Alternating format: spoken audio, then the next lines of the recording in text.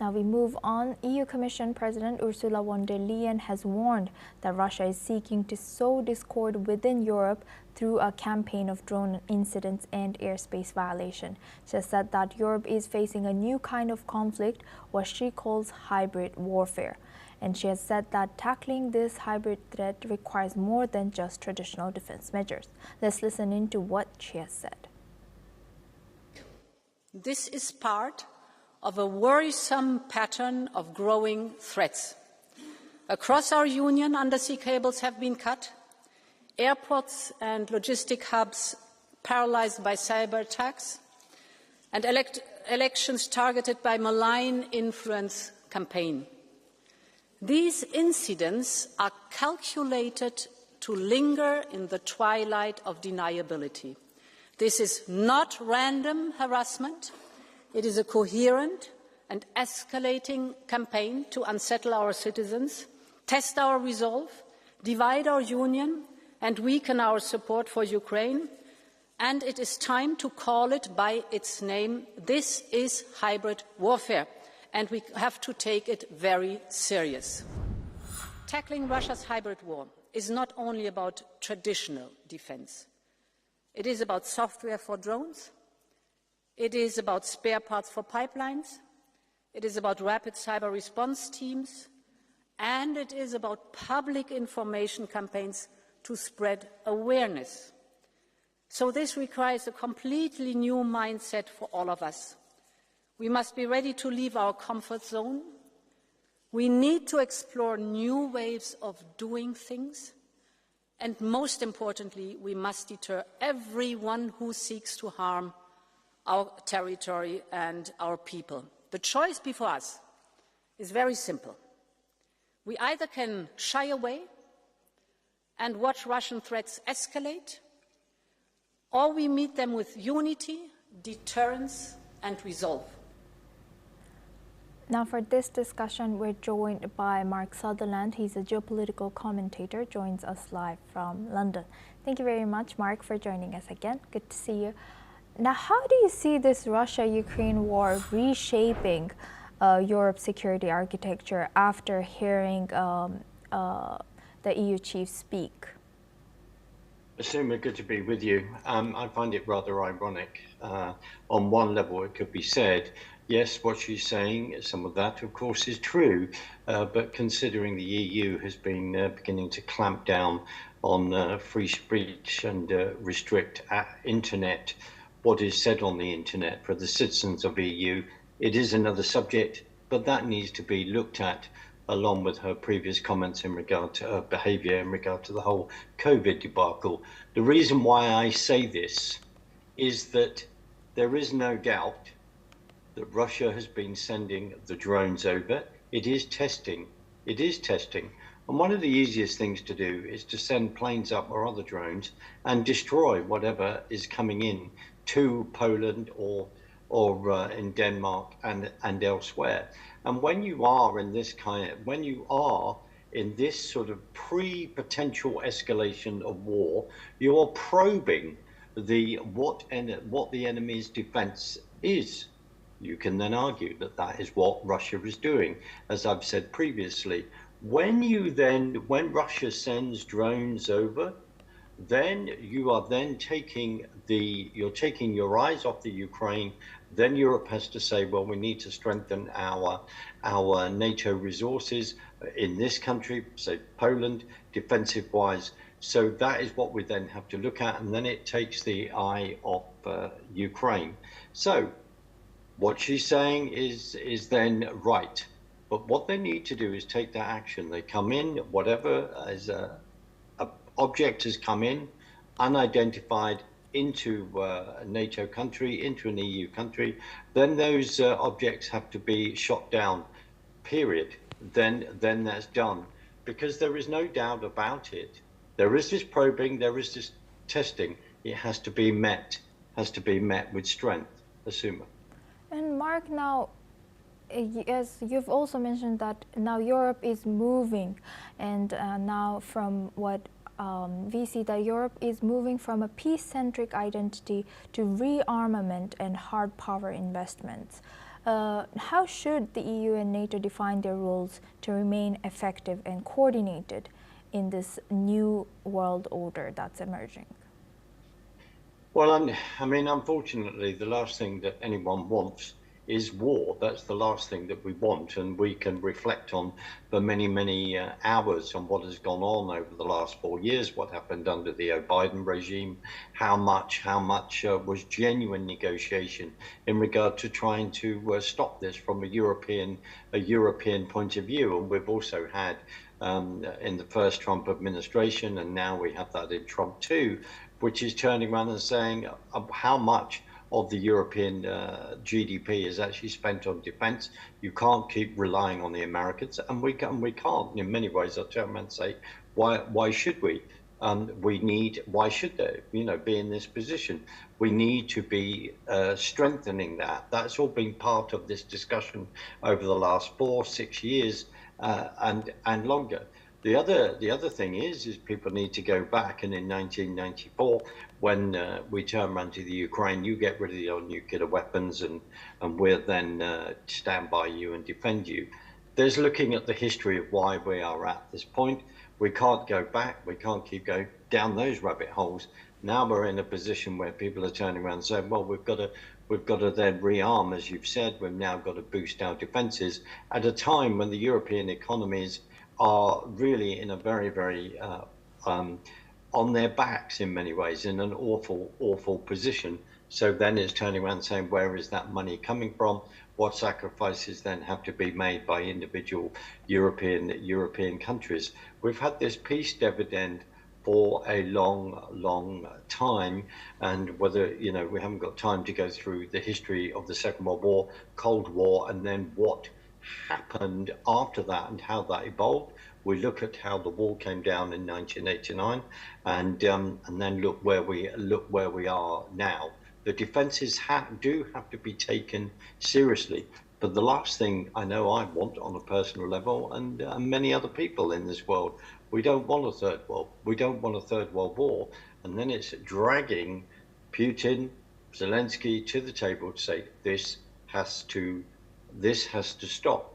But there seems to be that isn't happening at the moment. And if not, things are escalating in so many different ways. When van der Leyen talks about the hybrid attacks, there is a long list, and it's real. Asuma. Thank you, Mark, for sharing that. Please stay with us as we stay on this topic. Now, tensions escalate between Ukraine and Russia as both sides launched attacks, resulting in at least 5 deaths. In Russia's Belgorod region near the border, a missile strike hit the village of Maslova Pristan, killing 3 people and damaging a social facility, according to the local governor. Meanwhile, in southern Ukraine, a Russian strike on the city of Kherson has killed an elderly couple.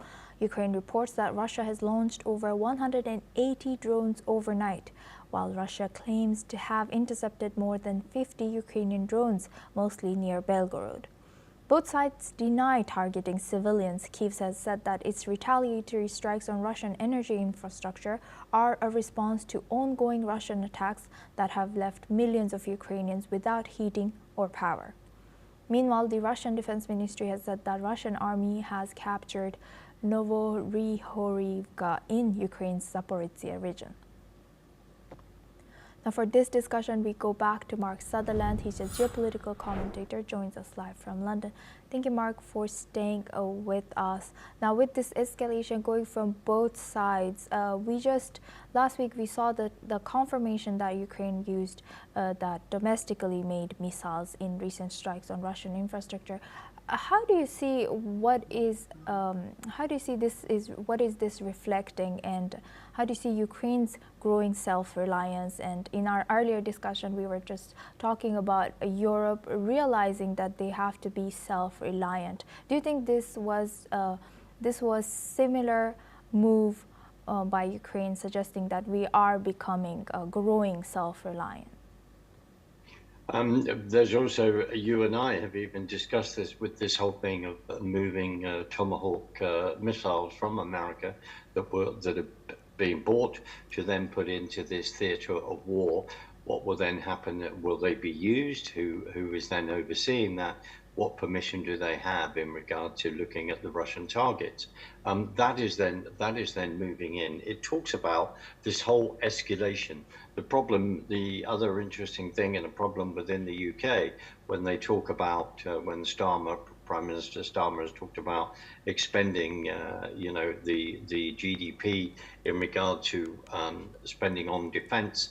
We will have 5% maybe by another 3-4 years, and then it leads into another government. And then you argue that this is not enough and this is not fast enough. And like with the UK and other European countries, are they then in a position to then really turn on the pipeline into producing ammunition, etc., and other equipment fast enough? I don't think a number of countries are in that position, particularly within the UK, and that logistically is being looked at. Asuma, what is happening, in my humble opinion, is because of the Russian actions, because of the aggression, the European countries are really, really looking at this seriously.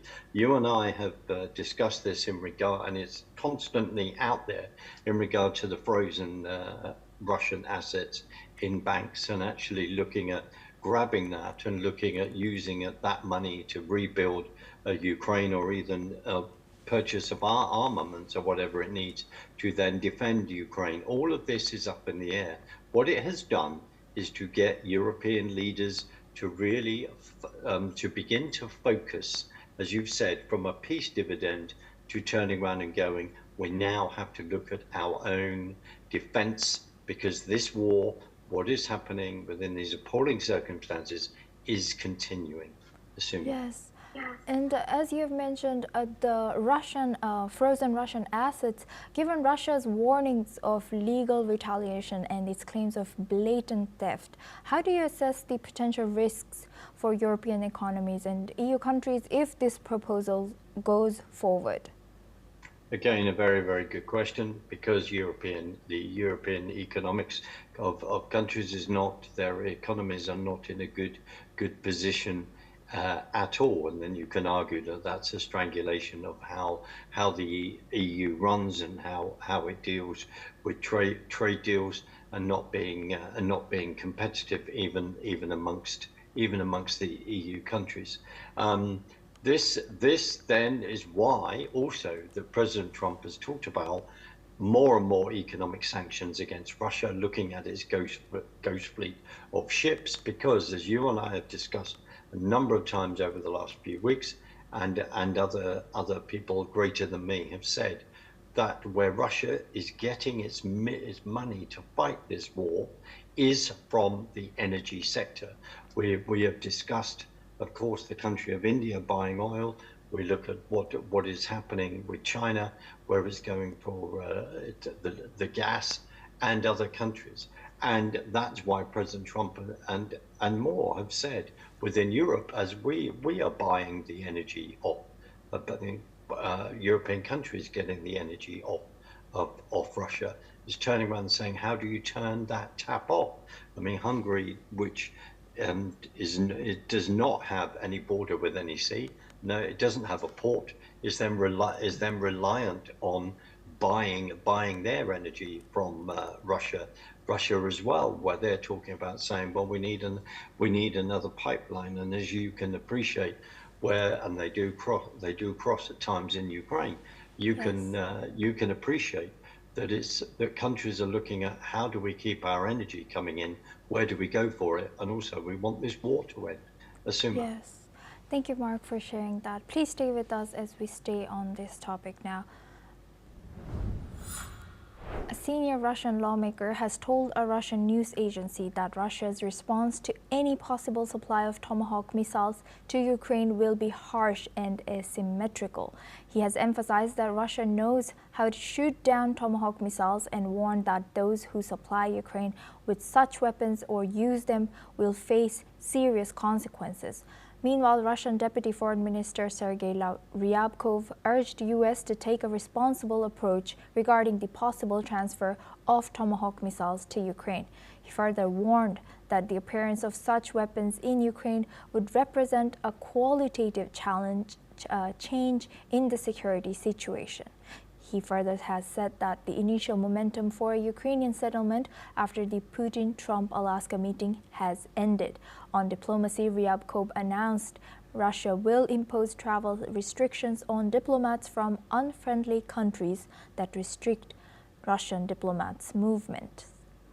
While addressing arms control, Ryabkov further stated that Russia extended a hand to the U.S. with its proposal on the New START treaty.